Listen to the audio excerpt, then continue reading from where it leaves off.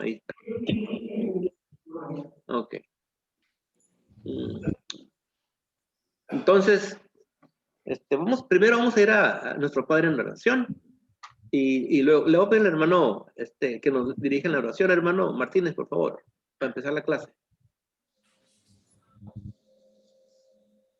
¿Tiene apagado su micrófono? Sí.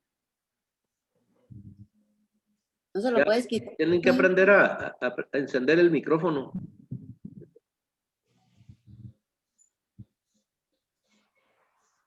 Enséñales, Eduardo, cómo encenderlo. Ya, hermano. Hermano. Sí. Amado Dios, le amamos, le bendecimos su nombre y estamos contentos, Padre, por esas promesas santas y gloriosas que usted ha dejado para que nos alegremos y nos gocemos en su presencia, Señor. Sabiendo, Padre, que su fidelidad es tan grande y tan maravillosa, Padre. Y así, Señor, permítanos que nos gocemos también, Padre, en este estudio, Padre, que nuestro hermano nos trae, Señor. Oh, Padre, permita que nuestro hermano, Señor, con la gracia suya, la misericordia suya, nos pueda enseñar su palabra, Padre. Gracias, Dios, por bendecir a sus siervos, ayudar a sus siervos. Y gracias, Padre, por habernos dejado esta palabra gloriosa y bendita. Dios amado, bendiga a todos los hermanos que estamos conectados. Permítanos un entendimiento divino, Padre. Y permítanos, Dios, que a través de este entendimiento pueda haber obediencia, respeto, amor y a su palabra y a su bondad, Dios del cielo. Edifícanos, Padre, a través de su palabra. Y ayúdanos, Señor, a mantener siempre, Padre, esta llama encendida de la fe en Cristo Jesús. Bendigan a las hermanitas y todos los hermanitos, Señor, a todos nuestros hermanos. Y también, Padre, pedimos bendiciones para los hermanos enfermos. Y usted, Padre, oh Dios, más clemencia, Padre, en cada uno de nosotros, Dios. Y por favor, Señor, permita que su nombre sea alabado y glorificado por sus hijas y sus hijos, Dios. En este momento, Padre, que vamos a escuchar su palabra, bendiga a su predicador, bendiga, Padre, lo que vamos a aprender de su palabra y ayúdanos para que esa palabra quede en nuestros corazones para honra y gloria suya y para fortalecer nuestra fe y esperanza en usted, Señor. Quédese con nosotros, Padre, para bendecirnos y para ayudarnos siempre. Rogamos esta bendición en el nombre de Jesús. Amén. Amén. Amén. Ok. Vamos a introducirnos a este capítulo 9. Okay. Le voy a pedir a Andrea que te voy a hacer host otra vez, Andrea, aunque no creo que se vaya a meter otra persona ya, pero ahí está, para no estar pendiente. Ok. Vamos abriendo entonces, si no lo han hecho, al libro de Hebreos, capítulo 9. Okay. Y lo que tenemos aquí, hermanos, leyendo este capítulo, más bien lo leí varias veces, pero lo oí muchas veces con la grabadora. Y nos damos cuenta que estos hermanos, a los que se les escriba, en verdad sí necesitan leche. Y lo digo por la manera en que les está escribiendo el tabernáculo. Okay. Y les tiene que escribir, y luego también escribiendo, nosotros leyendo, él escribiendo, al mismo tiempo va insinuando lo que significa el propósito del tabernáculo. Okay. Y ellos deberían ya de conocerlo de corazón. Okay. Pero él se va de paso por paso y los introduce, parece que los está introduciendo a los muebles que estaban en el lugar santo, y luego ya quiere llevarlos al lugar santísimo, ¿verdad? Y esto me hace pensar que quizás estos hermanos viven lejos de Jerusalén o serán cercas a Jerusalén, pero si estuvieran ahí cerca a Jerusalén, ellos todavía, el templo todavía estaba de pie y ellos podían ir y mirar estas cosas. Por eso digo yo, a lo mejor tan lejos de Jerusalén, quizás nunca han ido, quizás son judíos que no han avanzado, de seguro, porque dice ahí que en el capítulo 5, ¿verdad? Que necesitan leche otra vez. Quizás es la segunda generación de cristianos.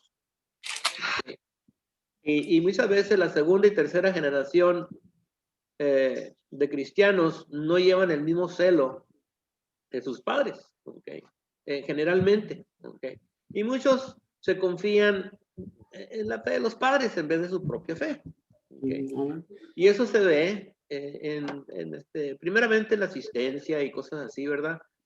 Y pues hay tanto que uno puede ser como padre y uno tiene que dejarlos que ellos hagan su decisión de aumentar en su fe, ¿verdad? De pasarse más tiempo en las cosas de Dios, pero como le dijo Pablo a Timoteo, ¿verdad? Eres joven, ten cuidado con las cosas de los jóvenes, ¿verdad? Porque esas cosas sí atraen. Y la manera que el escritor describe el edificio, juntamente con los tipos, sugiere que por no entender, ellos no han podido alcanzar la plenitud de Cristo. Okay. En un repaso general, vamos a presentar otra vez la primera gráfica que puse para puentear. Okay. Vamos a tener que hacer host otra vez, Andrea.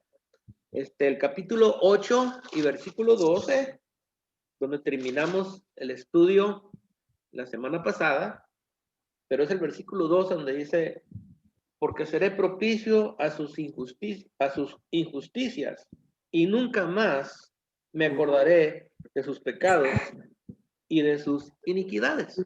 Okay. Y estudiamos un mes entero Jeremías 31.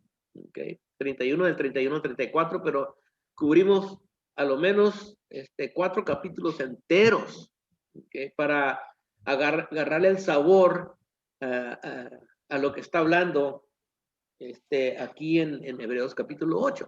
Okay. Y la otra escritura se encuentra en capítulo 10 y versículo 17, que cita otra vez el mismo versículo. Dice, añade, y nunca más me acordaré de sus pecados y transgresiones. La misma cosa, ¿ok? Entonces, esos son puentes o son, como le llamé, sujetalibros. O sea, que tienes una escritura acá y otra acá, y todo lo que está en medio es para explicar cómo están conectadas las dos, ¿ok? Y muchas veces le fallamos a ese tipo de enseñanza, pero si estás poniendo atención, te atrapa. ¿Okay? Y así debe de ser. Entonces lo que estamos mirando nosotros es que en Hebreos 8:12 dice, y nunca más me acordaré de injusticias y pecados. Y en el capítulo 10, versículo 17, lo mismo, y nunca más me acordaré. ¿Okay? Y todo lo que está en medio, del capítulo 9 hasta Hebreos 10:17, prepara a los hermanos, o sea, que entiendan ellos exactamente qué sucedió cuando Cristo entró en el lugar santísimo. Okay. Si recuerdan ustedes, aquí estaba hablando del velo, ahí está el velo, ese fue el velo que se rasgó cuando Cristo murió en la cruz. Okay. Mateo 27, del 50 al 51. Y si no tenemos nosotros una idea del tabernáculo y todas esas cosas, pues nosotros no vamos a entender, bueno, ¿qué significado tiene ese que se rasgó? Bueno, el libro de escritor de Hebreos nos explica por qué se rasgó cuando murió en la cruz, qué significaba ese velo. Okay.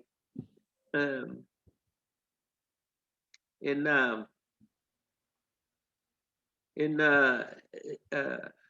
el estudio, el repaso, todo lo que se encuentra entre estos dos versículos, del 8, 12 y 10, 17, tiene que ver con sombra y cuerpo. ¿Ok? Sombra y cuerpo. Recordatorio de pecado y el olvido de pecados. Sangre de animales y la sangre de Dios. De un santuario terrenal y un santuario celestial. De una limpieza de cuerpo y una limpieza de conciencia.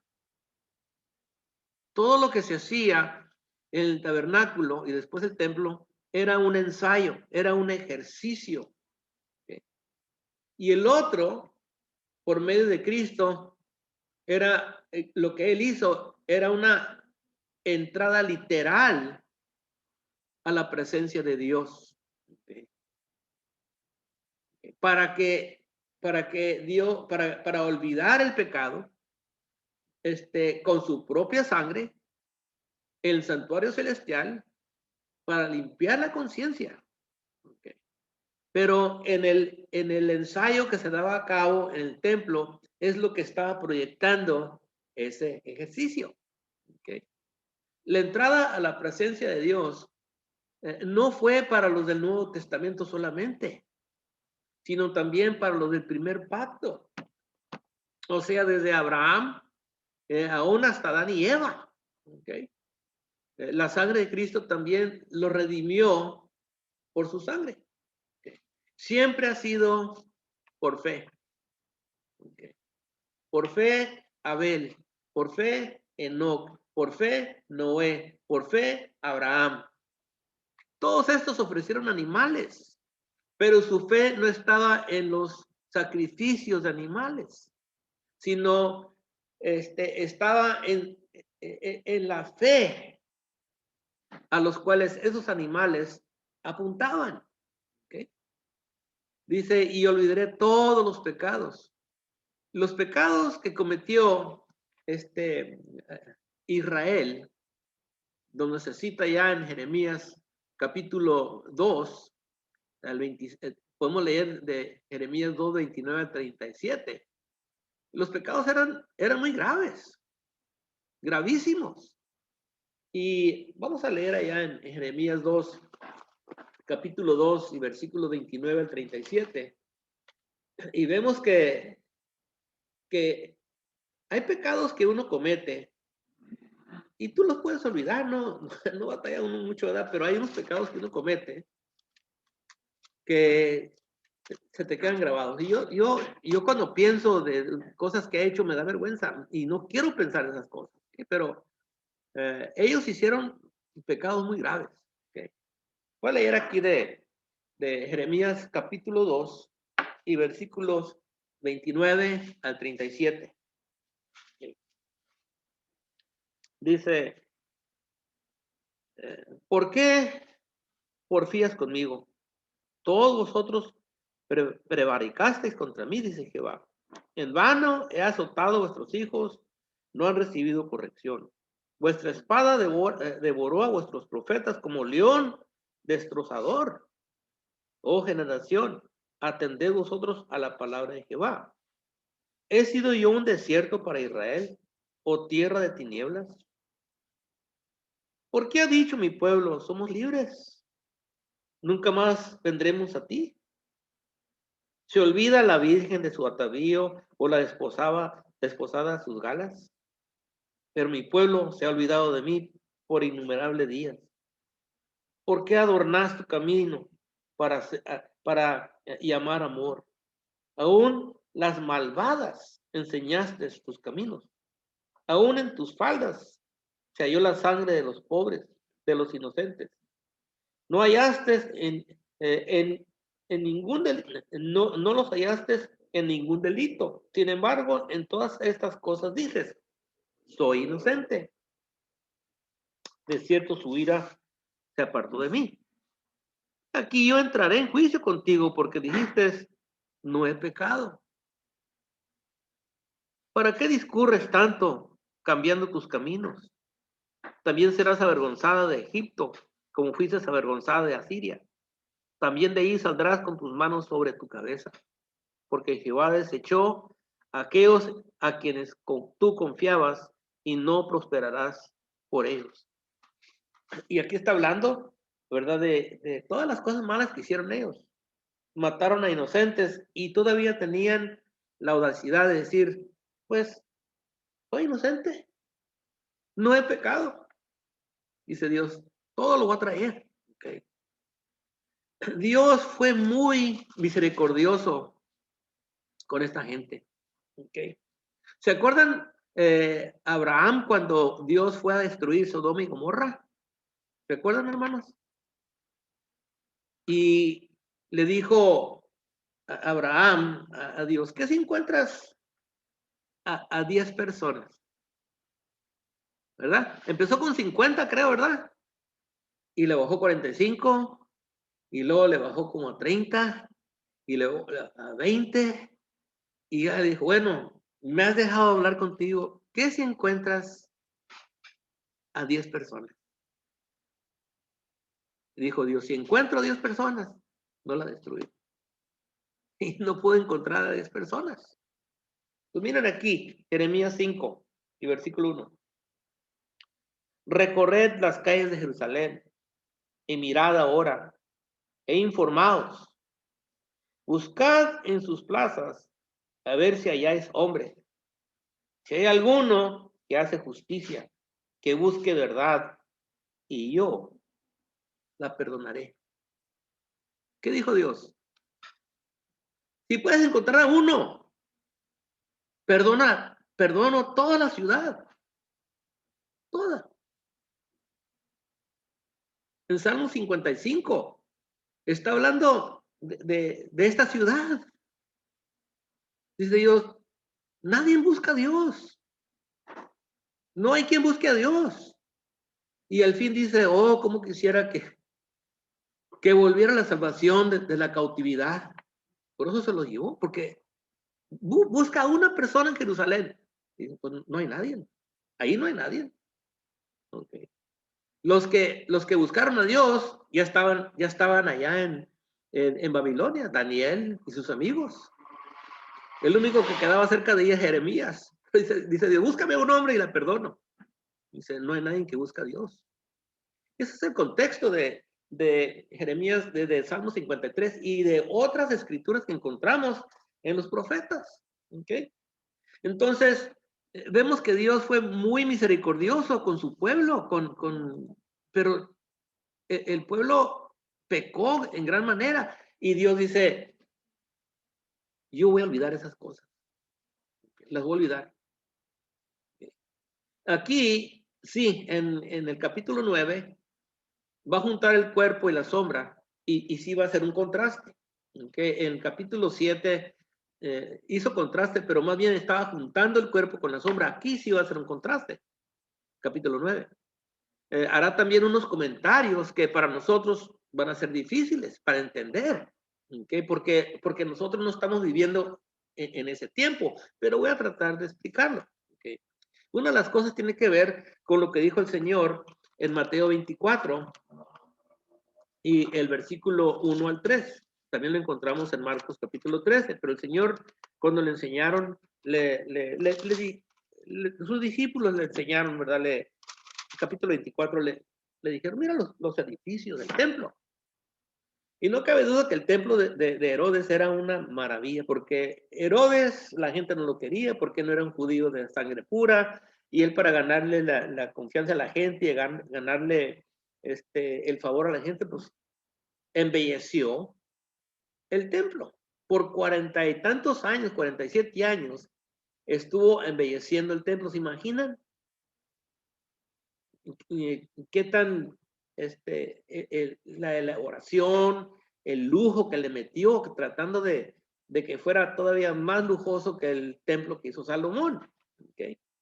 Entonces Jesús cuando le mostraron, les dijo, mira el templo. En versículo 2 respondió él, les dijo, ¿veis todo esto? Aunque esté hermoso y bello y todo lo que sea, ¿veis todo esto? De cierto digo que no quedará aquí piedra sobre piedra que no sea derribada. Unos 40 años después, el templo, allí de Jerusalén, se conocía como el templo de Herodes, fue destruido por los romanos. ¿Okay? Y una de las cosas notables es de que este templo, del cual dice Jesús que no va a quedar piedra sobre piedra, no va a ser reconstruido. Cuando destruyeron el templo de Salomón, Dios envió a los profetas, a Isaías, Jeremías y Ezequiel. Y esos 3 profetas, juntamente con otros profetas, dijeron, el templo de Salomón será reconstruido. Pero en los evangelios ni en las cartas de los apóstoles, ni una palabra se sugiere que el templo va a ser reconstruido otra vez. ¿Okay? Hasta la fecha, los judíos hoy, que dicen que son judíos, no tienen templo. ¿Okay? Entonces, cuando se escribe esta carta a los hebreos, ya estamos como en el año 65. O sea, cuando se escribe la carta, el templo todavía está ahí, pero faltan como unos de 5 a 10 años y el templo será destruido. ¿Okay? Entonces, en el libro de los hebreos, sugiere unas cosas el escritor, como le digo, que es un poco difícil para entender, pero si tomamos en cuenta que cuando se escribe la carta, el templo va a ser destruido pronto, entonces vamos a poder acomodar esos pensamientos, ¿okay? Y entender el mensaje que les está dando a estos hermanos que quieren confiar, nuevamente quieren confiar en el ensayo en vez de en Cristo, que es el cumplimiento del ensayo. Porque vamos a mirar entonces la figura y la sombra del verdadero que viene. ¿Okay? Entonces vamos a ir otra vez a Hebreos.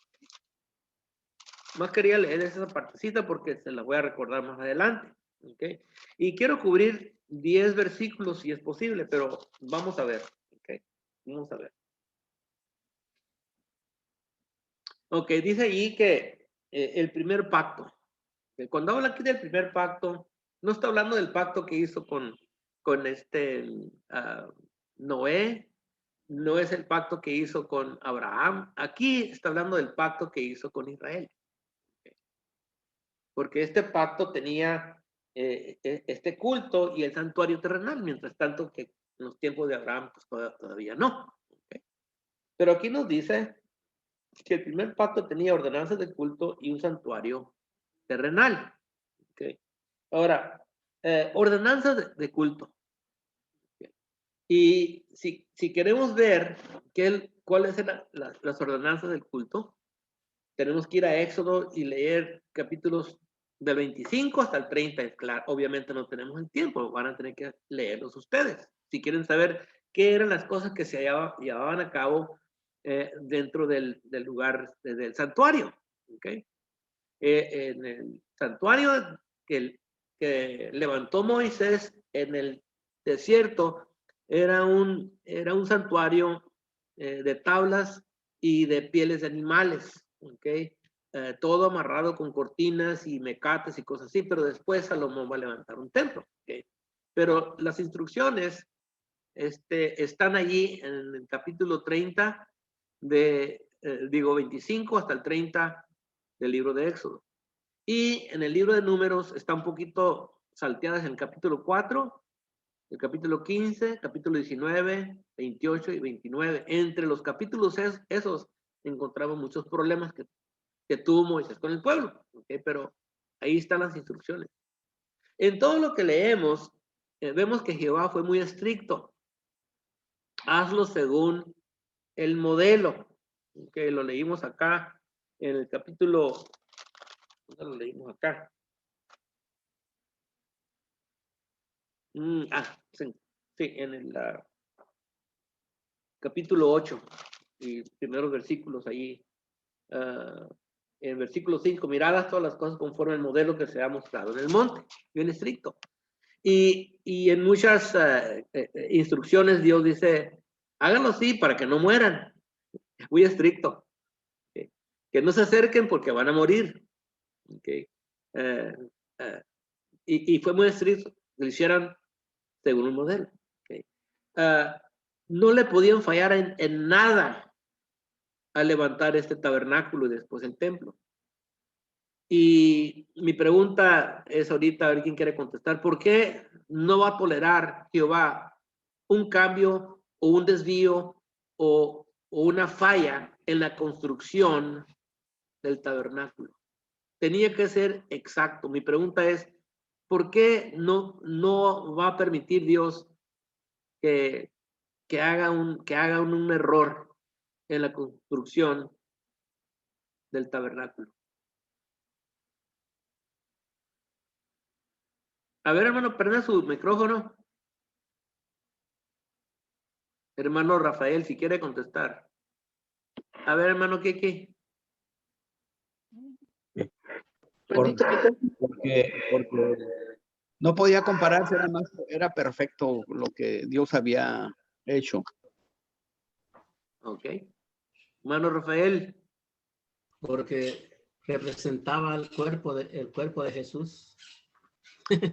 Ok, muy bien. Porque Cuando ¿se acuerdan antes de las cámaras digitales? Y usabas un rollo de ¿cómo se dice? De 36 milímetros o 24 milímetros. Ajá. Pero las cámaras tenían sí, pero era un negativo. El negativo. Sí. Ajá. Entonces, cuando te daban las fotos, también te daban los negativos también, ¿se acuerdan? Sí. Ok. Y a veces se te perdían las fotos, pero te quedabas con lo negativo. Entonces ahí estás con lo negativo así, ¿verdad? Y el negativo, pues, mira, ahí está Glauco y Cecilio, ahí están mis hermanos, ahí están. Pero es un negativo. Pero es una imagen exacta, pero se mira como sí, oscuro, ¿ok? Y así era el templo, era una representación exacta, era una sombra exacta del que va a venir. Y no puede tener ningún cambio. ¿Se acuerdan ustedes por qué Dios tuvo que destruir el templo de Salomón? ¿Sí, hermano? Yo, hermano, porque la gente se volvió idólatra. Porque la gente se volvió idólatra. Le hicieron un cambio. Sí. Ya Dice, tenía lo tengo otro que uso. destruir. Lo tengo que destruir. Josías lo limpió. Sí. Ok, pero dijo Dios, ¿cómo lo tengo que destruir? ¿Por qué? Porque cuando venga el hijo, él no va a pecar y después se va a limpiar. Ok. Dice, tengo que destruirlo y hacer otro. Okay. Y lo van a hacer exactamente como recibieron las instrucciones. Okay. Entonces, por eso Dios fue muy estricto, porque el tabernáculo era una representación exacta del que va a venir. Si la cambias, la gente va a agarrar otra imagen. Y cuando venga no lo van a reconocer. ¿Por qué no reconocieron a Jesús cuando vino? Porque el templo de Herodes ya tenía otra imagen. Ya. Primero, nomás para empezar, en el templo pusieron una pared para separar al gentil de los judíos. ¿Quién ordenó esa pared?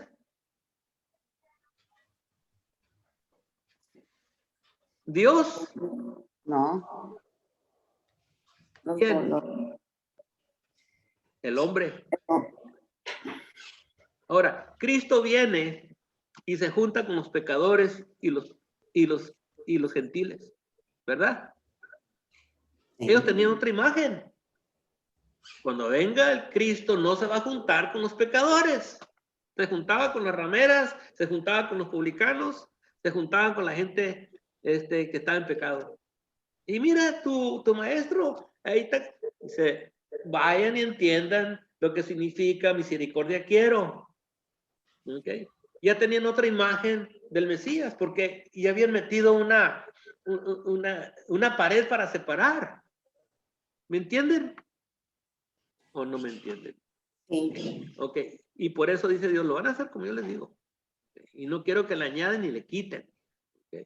Cuando Pedro fue a la casa de Cornelio, dijo, ya entiendo que Dios no hace acepción de personas.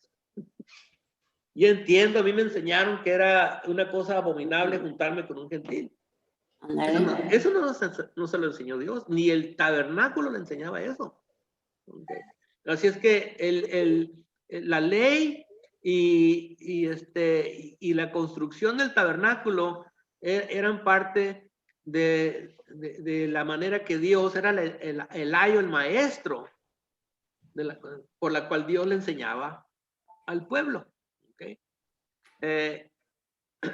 El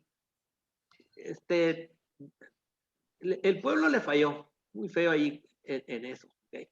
Ahora, quiero hacer un comentario sobre eso también. Que el tabernáculo y después el templo de Salomón eran terrenales, porque dice que era un santuario terrenal. Sin embargo, era el lugar más espiritual del mundo. Okay. Hablaba de cosas espirituales usando cosas físicas. Miren, vamos a ir a Éxodo 25, versículo 10. Todavía le vamos a seguir haciendo preguntas. Okay. Éxodo 25, versículo 10. Y aquí tenemos las primeras instrucciones para levantar el santuario. Okay. Ahora, ¿cuál es el primer mueble que se va a construir? Pues el candelabro, ¿no? ¿Mande?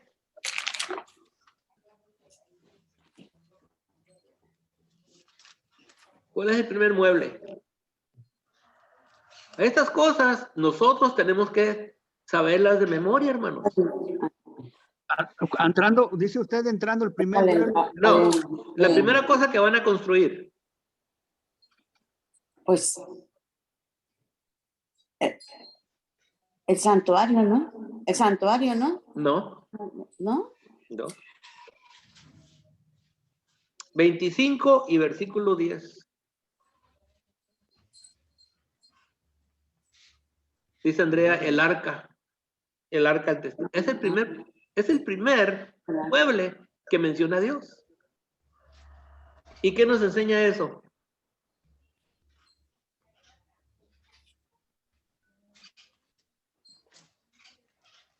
Dios, a ver. Fue cuando, pues, el arca, o sea, fue cuando Noé. No, yo quiero la enseñanza espiritual. Ah. Acá está el hermano Rafael. Hermano, la santidad de Dios. Bueno, ahí estamos acercando. Okay. El arca del testimonio, ¿qué había dentro? El maná. El maná. La vara de Aarón. ¿Y qué más? Candelero. Los mandamientos, las tablas. Okay, los mandamientos. Ok. ¿Y dónde quiere Dios los mandamientos? ¿En una caja? No. ¿Dónde? En el corazón. Ok. Ahí es donde empieza Dios siempre. En el corazón. No empieza con cosas de afuera. Siempre empieza con el corazón. Okay. Por eso es el primer mueble que aquí voy a empezar. Nosotros, cuando vamos a construir, primero acá en Mexicali hacemos una barda por afuera para que no se meten y se roban las cosas. Y luego, al fin nos metemos para hacer las cosas de adentro. Pero Dios empieza con lo de adentro del hombre. Hacia afuera. Y pero empieza con el corazón. Ahí es donde yo quiero que estén mis mandamientos. ¿Okay? Porque el arca del testimonio era como el corazón. ¿Okay? Era como el corazón. Ahora bien, otro ejemplo. Había un lavabo. Ok, ya en la gráfica les enseñé un lavabo, ¿verdad? Y allí se iban a lavar los pies, las manos y también iban a lavar los intestinos del animal. Ahí cerquitas, después de esto sigue Levítico capítulo 1. Okay. Y en el versículo 9 dice allí,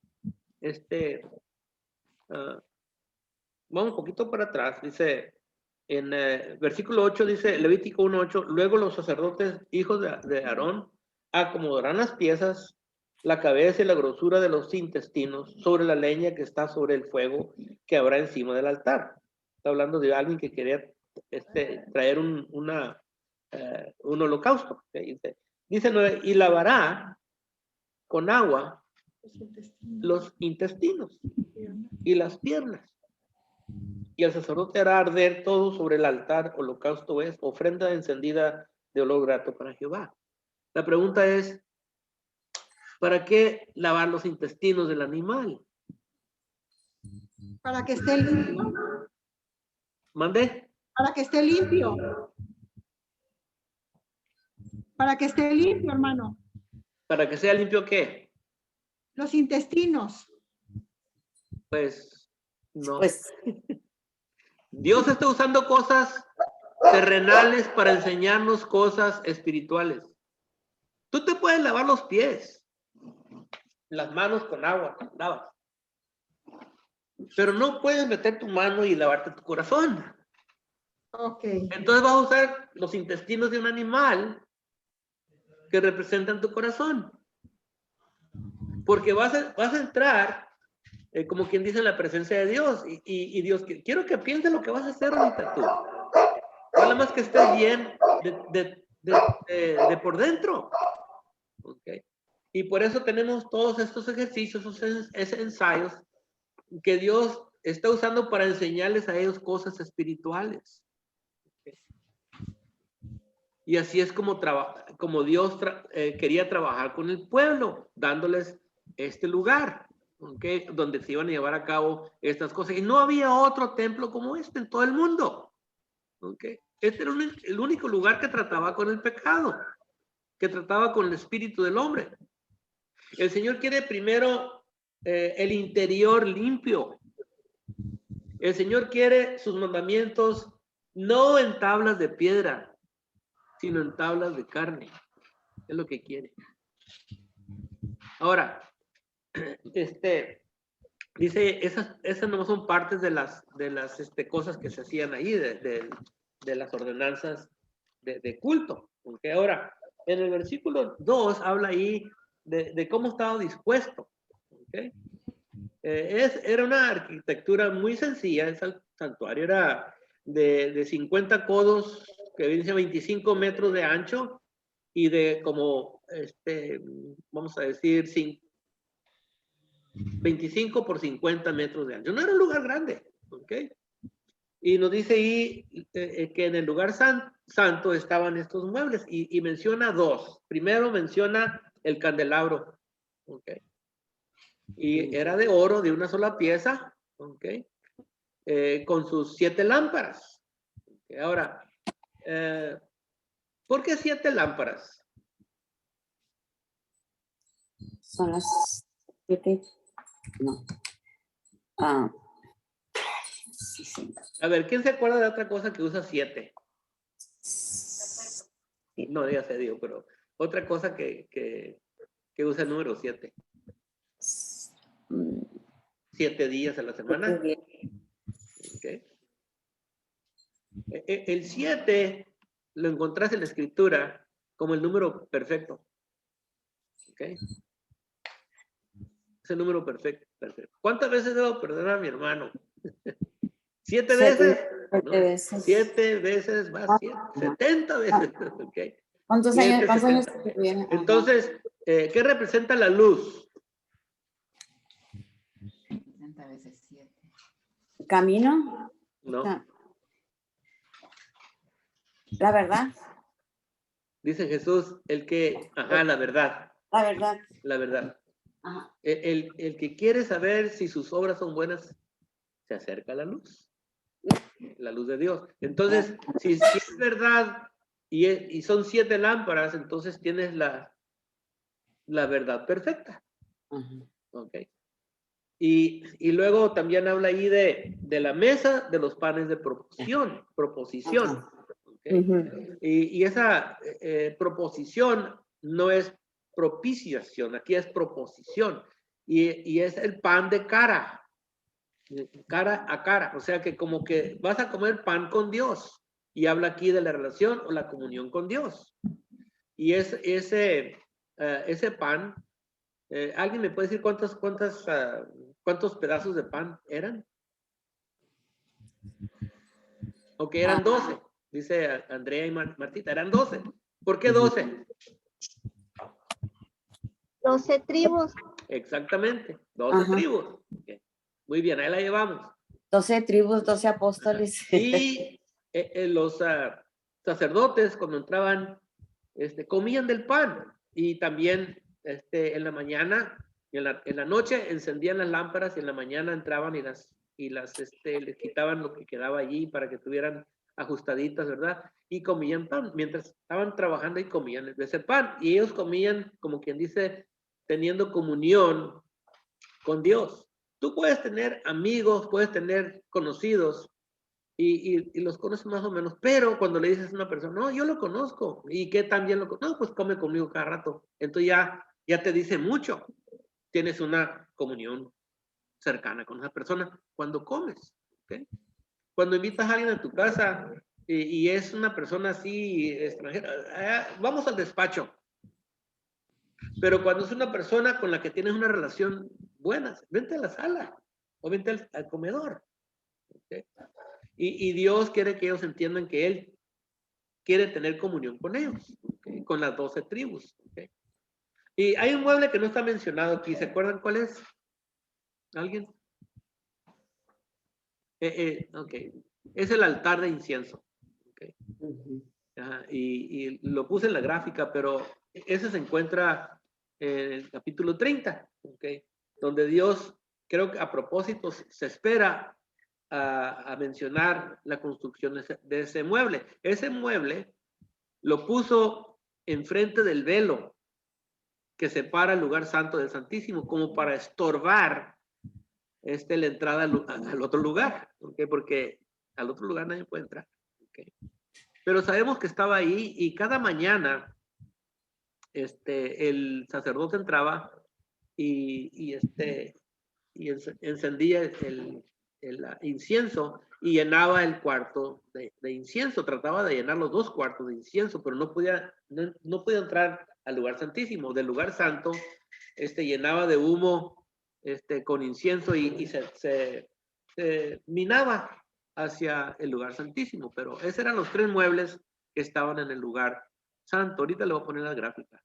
Ahora, versículo 3 dice que detrás del segundo velo, eran 3 velos o 3 puertas, ¿ok?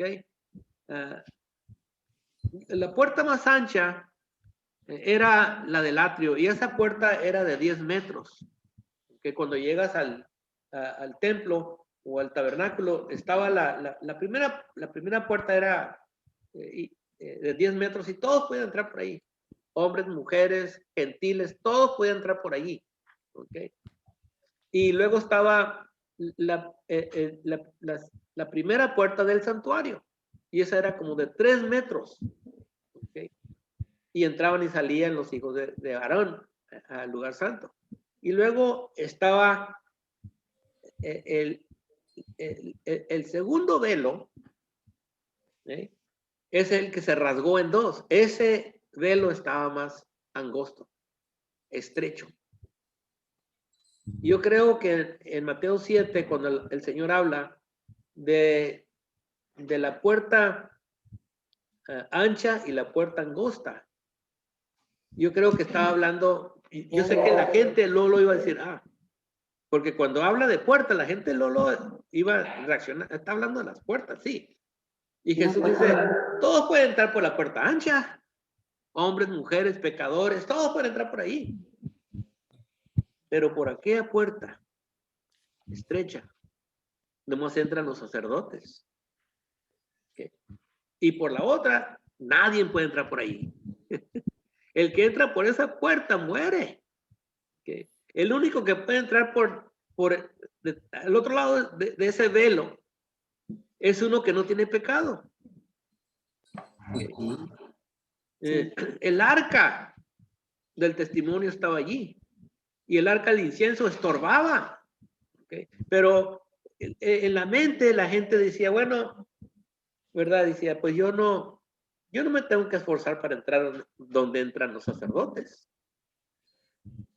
Como diciendo, a ellos los van a juzgar más, en una manera más que a mí. Jesús, no. Ustedes también deberían de vivir como viven esos hombres. con esa santidad. Okay. Muchas veces, hermanos en las iglesias dicen que, pues, ese muchachito es hijo del predicador, ellos se deben de portar mejor que los míos. No, no, fíjate que no. Todos, todos los hijos de la iglesia, el predicador, si tienes ancianos, si tienes diáconos, todos los hijos se deben de portar igual. Okay. Y no, uno no debe pensar así, porque una vez me dijo una tía, Raimundo, tú no puedes jugar barajas. ¿Por qué? Porque tú eres predicador. Cristiano. ¿Y qué? ¿Usted está jugando barajas? Sí, pero yo no soy. Entonces usted no la van a juzgar. La van a juzgar usted con otro libro o con otras reglas. No, es parejo, tía. Yo juego barajas, pero yo no juego por dinero. Le dice usted, sí. Pero la cosa está que esa idea, Jesucristo le dice, no, esfórcense para entrar por la puerta estrecha. ¿Okay? Para entrar al lugar santísimo, la persona tenía que ser perfecto, sin pecado. ¿Okay? Y por eso nadie puede entrar. Ahora, detrás del velo ese, nos dice, estaba el lugar santísimo. Versículo 4, y el versículo 4 nos dice que había dentro del lugar santísimo. Y menciona 5 cosas. Nos dice que estaba el incensario de oro. Okay. Hazme voz, Andrea, para enseñar la gráfica, mija. Ya soy. Ok.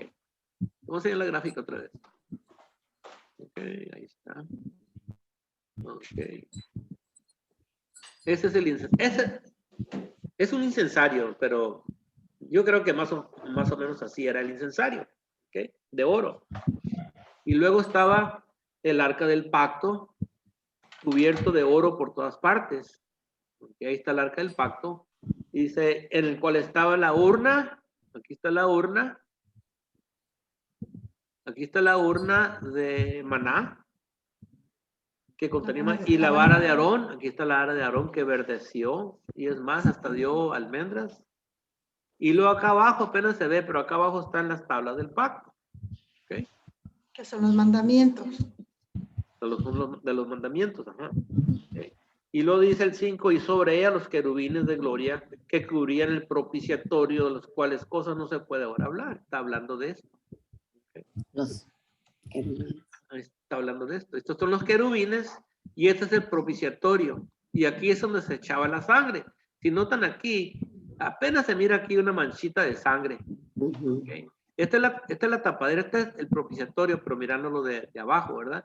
Y aquí está el propiciatorio mirándolo de arriba. Y aquí el sumo sacerdote entraba nomás una vez al año, vamos a mirar ahorita. Y aquí es donde derramaban sangre de animales por sus pecados. Pero Dios permitía que lo hicieran nomás una vez al año para proyectar lo que viene. Para proyectar el que viene, que va a hacer lo mismo, pero no va a entrar con sangre de animales. Va a entrar con su propia sangre y va a ser un sacrificio perfecto. Okay. Ahora, nos dice que ya no podemos hablar de estas cosas, dice. Okay. Antes de seguir adelante, el propiciatorio, creo que le pregunté a alguien que sabía un poquito de inglés. La palabra propiciatorio viene de 2 palabras, silla, misericordia. El propiciatorio era una silla de misericordia. Sí. Sobre esta cubierta se derramaba la sangre, se va a derramar la sangre del Redentor. Okay. Y quiero leerles de Jeremías capítulo 3 y versículo 16, porque dice aquí en la última parte del 5, de las cuales cosas no se puede ahora hablar en detalle. Que de las otras cosas sí pudo hablar en detalle, pero sobre el arca, dice, no puedo hablar de esto en detalle. En Jeremías capítulo 3 tenemos una escritura que al principio yo pensaba que estaba hablando de otra cosa, pero yo creo que ya cambié mi opinión y la voy a entender así como está escrito. Y vamos a irnos un poquito para atrás. Dice versículo 13 de Jeremías 3. Y voy a leer del versículo 13. Y dice así. Reconoce pues tu maldad. Es Jeremías hablándole al pueblo que va en cautiverio. ¿Ok? Regresamos otra vez a eso. Que van en cautiverio. ¿Okay? Reconoce pues tu maldad porque contra Jehová tu Dios has prevaricado y fornicaste con los extraños debajo de todo árbol frondoso y no oíste mi voz, dice Jehová. Convertíos, hijos rebeldes, dice Jehová, porque yo soy vuestro esposo. Os tomaré uno de cada ciudad y dos de cada familia y os introduciré en Sión. Y os haré pastores según mi corazón, que os apacienten con ciencia y con inteligencia. Ahora el 16 dice, y acontecerá que cuando os multipliquéis y crezcáis en la tierra, en esos días, dice Jehová, no se dirá más arca del pacto de Jehová, ni vendrá al pensamiento, ni se acordarán de ella, ni la echarán de menos, ni se hará otra. No se va a hacer otra. En aquel tiempo llamarán a Jerusalén trono de Jehová, y todas las naciones vendrán a ella en el nombre de Jehová en Jerusalén, y andarán más tras la dureza de su corazón malvado. Cuando dice acá que no puede hablar más en detalle, y cuando dice en Jeremías que no se va a hacer otra arca, ¿okay? Y él dice, no puedo hablar de esto. ¿Qué pasaría con el arca? Pues sabemos que los caldeos vinieron y primero, en la primera invasión, se llevaron las columnas de bronce. Y lo que hacían entonces con el bronce, pues lo derritían y hacían armas. Porque el bronce aguanta fuego. Y el bronce es duro, hacían espadas y cosas así. ¿Okay? Y posiblemente el arca estaba cubierto de oro. Ellos no respetaban nada de lo que estaba. ¿Y para qué pusieron este pan aquí adentro? Cosas así, no les importó. Quizás derritieron el arca, no sabemos, ¿verdad? Otras gentes. Hoy lo andan buscando, dicen que está en Etiopía, que está en Egipto, que está en diferentes partes, pero lo andan buscando porque los judíos lo necesitan. ¿Okay? Pero, cuando dice, ¿verdad? Que la gente que regrese de allá, de Babilonia, ya no lo van a extrañar. ¿Por qué? Porque yo creo que ya no lo necesitan. Ellos ya tenían la ley de Dios en su corazón y era lo importante. Dice, yo no van a hacer otro. Ahora, dice, no podemos hablar de esas cosas porque, pues, a lo mejor, dice, ¿para qué les voy a hablar? Si van a ir a buscar, no lo pueden, si está en el templo, no pueden entrar a verlo. Y quizás cuando entraba el sumo sacerdote una vez al año, él salía y ¿cómo es el arca? Pues es así, así como está escrito en el libro de Éxodo. ¿Okay? Bueno, la carta a los hebreos fue escrita unos 10 años antes de la destrucción. ¿Okay? Y este bloque describe los muebles de allá atrás desde Moisés. ¿Okay? Pero al escribir esta carta, unos muebles ya no están allí. El más importante, el arca del pacto, ya no está. ¿Okay? Pero el que ha creído en el Señor tiene algo mejor. Tiene el autor de la vida en su corazón. Los mandamientos los tiene en su corazón. ¿Okay? Ahora, el versículo 6 dice, y así dispuestas estas cosas. En la primera parte del tabernáculo entran los sacerdotes continuamente para cumplir los oficios del culto. Está hablando del lugar santo. Okay. Y a ver si puedo poner la gráfica otra vez. Ok, ahí va. Ok. Ve que la voy a dejar. Ahí está. Y está hablando aquí del lugar santo, que viene siendo... Aquí tengo este es el lugar santo. Okay. Y aquí es donde trabajaban, como dice aquí, los sacerdotes continuamente, todos los días. Okay. Entraban en la mañana y ajustaban las mechas del candelabro, y mientras hacían eso quemaban incienso y comían, ¿ok? Y luego en la noche entraban y luego encendían, anochecer encendían el candelabro, quemaban incienso y comían, y estos panes los cambiaban cada semana. Duraban más o menos una semana, eran, como dijimos, 12 tortas, una para cada tribu. Y acá está el velo que separaba el lugar santo del lugar santísimo, el que se rasgó. ¿Okay? Así es que esa era parte del oficio de ellos. ¿Okay? Y tenemos, si quieren, Éxodo 27, 20, 21 y Éxodo 28 del 1 al 4, donde dice que los que trabajaban en este lugar, Aarón y sus hijos sacerdotes, los demás israelitas podían entrar solamente al atrio, pero ellos no pueden entrar al lugar santo. ¿Okay? Ellos pueden estar afuera con las mujeres y los extranjeros o los gentiles. ¿Okay? Ya como les digo, después, durante el periodo del silencio, entre los testamentos, que son 400 años más o menos, levantaron aquella pared de separación. ¿Okay? Y el que pasara esa pared, pues iba a morir. ¿Okay? Pero los únicos que podían trabajar o entrar al lugar santo eran Aarón y sus hijos. Ahora, el oficio de culto era quemar incensario todas las mañanas y en la noche preparar las lámparas y comer, ¿okay? Comer de los panes. ¿Okay? Y eso era lo que se hacía en el lugar santo. ¿Okay? Ahora, versículo 7, el lugar santísimo. Pero en la segunda parte, okay, solo el sumo sacerdote. Okay. Y ese primero era Aarón. Después de que muere Aarón, su hijo Eleazar tomó el puesto de sumo sacerdote, y después que muere Eleazar, Fineas y etcétera, etcétera. Pero solamente el sumo sacerdote puede entrar en ese lugar. Okay. Y vamos a ir a Levítico 23 y le voy a decir, a ver quién me lo lee. Andrés me lo puede leer.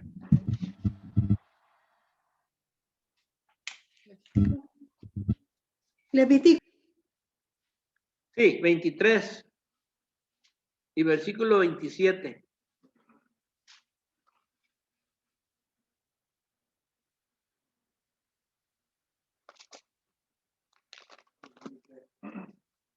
El día 10 del mes décimo, el día del perdón, celebrarán una fiesta solemne en honor al Señor y ayunarán y le presentarán ofrendas por favor.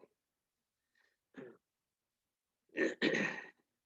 Estamos hablando del séptimo mes, el 10 del séptimo mes, ¿verdad? Y es el día de expiación. Okay.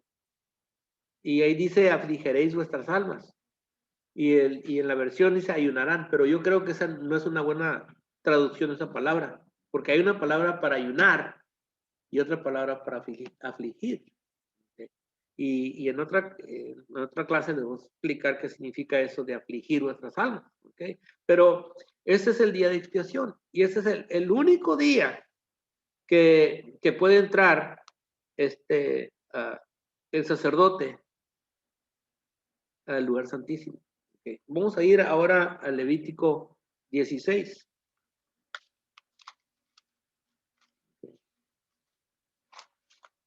Y vamos a leer ahí.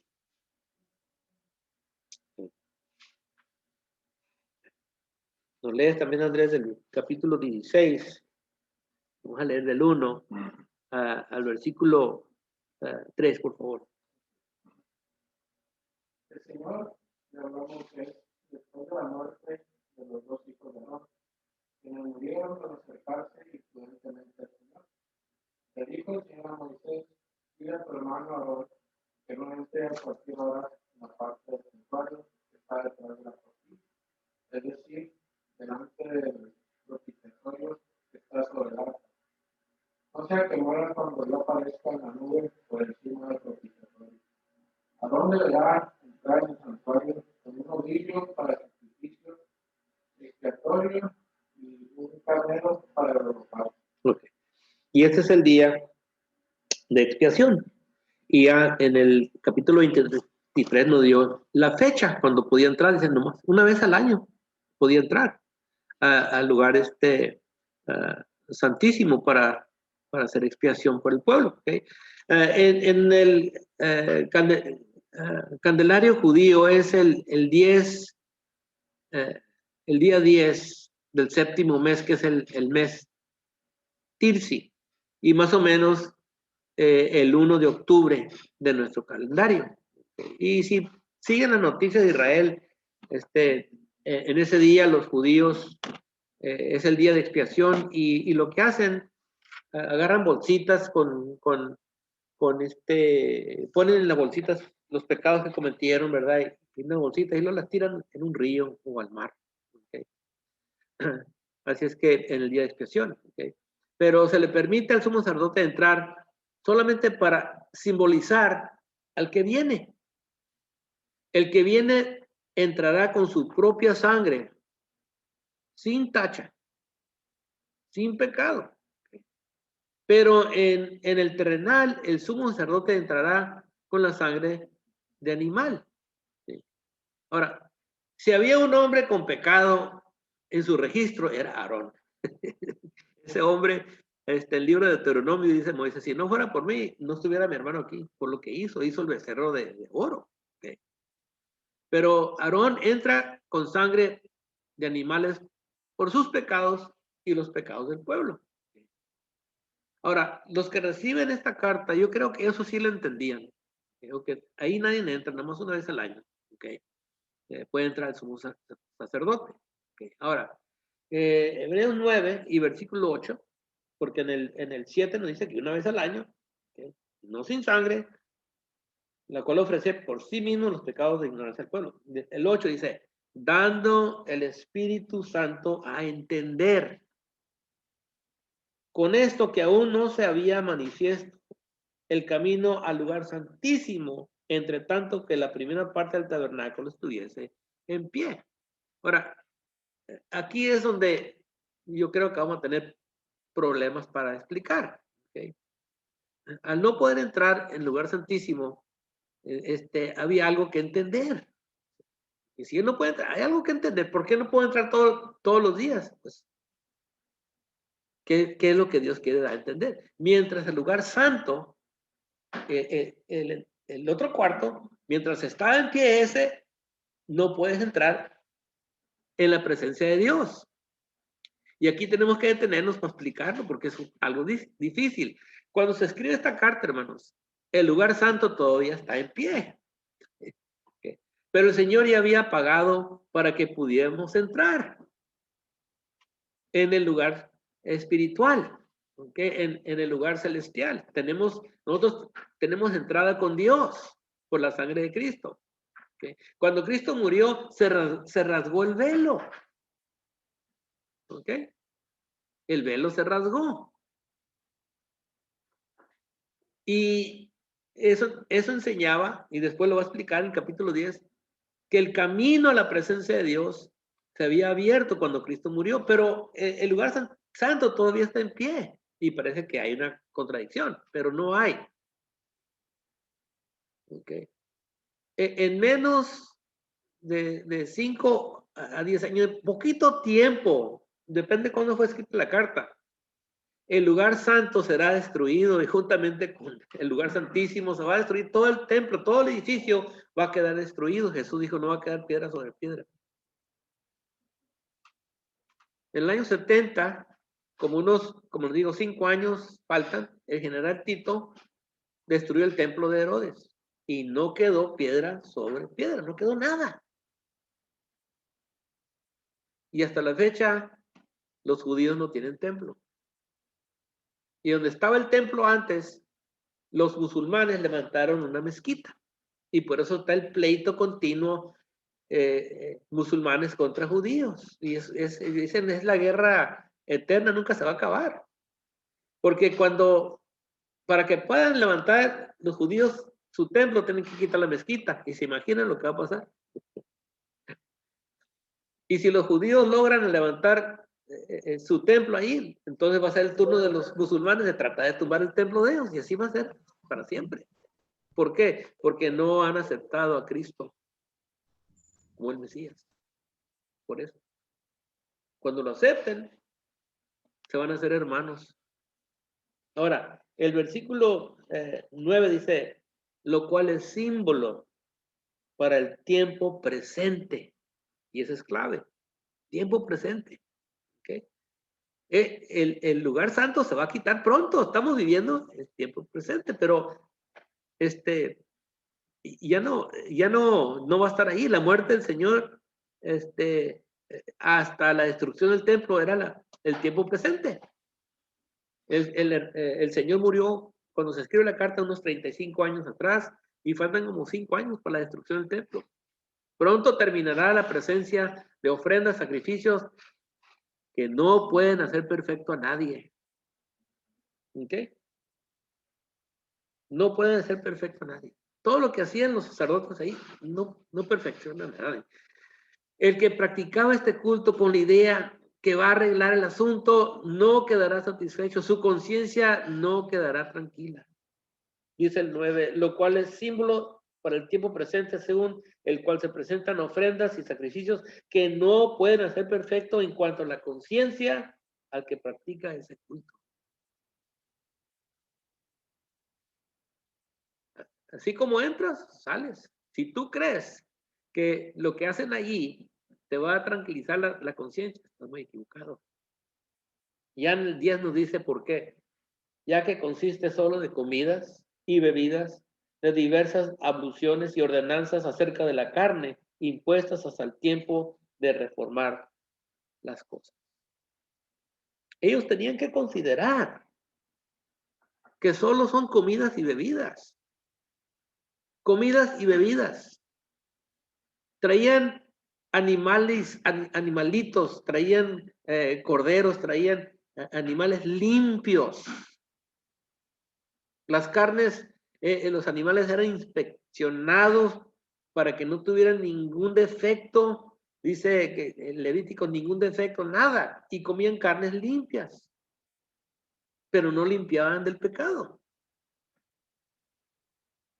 Tu fe y tu buen comportamiento y comidas limpias no les quitaba el pecado.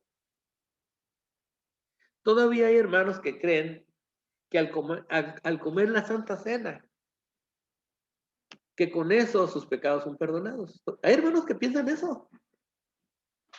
Que voy a comer la cena del Señor y con eso me va a limpiar los pecados. Si no es por sangre, no hay perdón.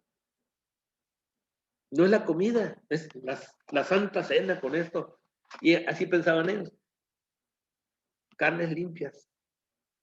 Y luego dice abluciones. ¿Qué es una ablución? Pues abluciones eran lavamientos. Se lavaban el cuerpo. ¿Okay? Caminaban y se llenaban de poquito polvo. Pues me tengo que limpiar. Llegaban al templo. A ver, ven para acá. Y se lavaban, ¿verdad? Hacían una oración y se lavaban con agua. Los apóstoles como Pedro dicen, ya entiendo. Ya puedo entender. Pero muy tarde, ¿verdad? Pero nunca es muy tarde, pero Pedro dijo, yo nunca me he sentado con un gentil, pero ahora entiendo, sí, pues ya estaba grande. ¿Okay? La cosa que tenían que entender de que estaba chiquito, y cuando le enseñaron que no podía juntarse con un gentil, pues él hubiera entendido. Eso no está bien. ¿Dónde se encuentra? Era muy palpable, hermanos, entender que las cosas terrenales no quitan la culpa del pecado. La conciencia seguía igual. Será por fe en el que viene, el que representa el animal limpio, no el animal, sino la fe en el que el animal limpio representa. Va a venir uno. Muchos creen que cuando se bautizan, que el agua quita el pecado. Es lo que piensan. Porque así les enseñaron. Estos que venían con esa idea, que comiendo este animal limpio y lavarme de las contaminaciones, con eso, así como llegaron al tabernáculo, así regresaban a sus casas, contaminados con el pecado. Y era para que ellos entendieran. Era para que ellos consideraran, bueno, ¿verdad? ¿El agua? ¿Es el agua? ¿Es la comida? No, no. Viene uno. Y termina diciendo que estas cosas fueron impuestas hasta el tiempo de reformar las cosas. Y el 11 dice, pero estando ya presente Cristo, y ahí vamos a empezar la semana que viene. ¿Okay? Porque dice ya está presente Cristo. ¿Okay? Y en unos 3 años ya no va a haber nada. Todo esto se va a terminar. ¿Okay? Pero no era muy difícil entender que estas cosas no arreglaban el problema de la conciencia. Pero los judíos se hicieron ese sistema, ¿verdad? Como dice, establecieron su propia justicia cuando Cristo era el blanco, era el propósito de todo lo que se hacía allí. ¿Okay? Y fíjense nomás, hermanos, hay paralelos en lo que estaban ellos haciendo con las cosas que nosotros hacemos también. Los hermanos o las gentes que creen, ¿verdad? Que te bautizas en el agua, ¿verdad? Y que el agua te va a quitar el pecado. Así como entraste, vas a salir. Tienes que tener fe. Ahí hay agua que impide que sea bautizado. Si crees de todo corazón, bien puedes. Oh, yo creo que el agua me va a lavar los pecados. No, no, no. Yo creo que Jesús es el Hijo de Dios, el que murió y resucitó de entre los muertos. Hasta ahí no vamos a llegar ahora, hermano. Yo sé que me pasé, pero pues somos poquitos, no estamos apurados. Y si tienen algún comentario lo pueden hacer, hermanos. O algo que le quieran añadir. Enséñales, Eduardo, a prender el micrófono, hombre. Hermano Daño. Sí, hermano. El bautismo, o sea, el agua significa una fuerza donde la persona tiene que morir ahí, tiene que ser sepultado en el agua. Sí.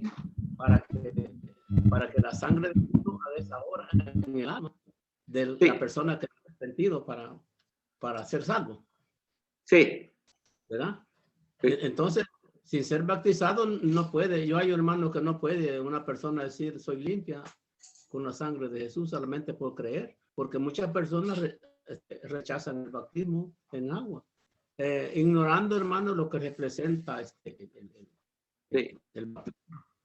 Sí, no se puede formar una doctrina, hermano, de esa manera. La sangre me lava, voy a ignorar el bautismo en agua. Eso no puedes hacer eso. Te tienes que bautizar en agua. Porque ese es el sepulcro, el bautizado en agua. Pero tú sabes muy bien que el agua no te va a quitar el pecado, es la sangre. Sí. Pero no, cuando alguien dice, pues yo creo en la sangre, eso no puedes levantar una doctrina diciendo que no necesita el bautismo. El Señor dijo, el que creyera y fuera bautizado será salvo. Amén. Amén. Sí, es lo que dijo él. Pero es la sangre. Amén. Ahora sí, hermana María, tenía un comentario. Prende su micrófono. Okay. Gracias, hermano. Muy interesante la clase. Ok. Le entendí muy bien ahora.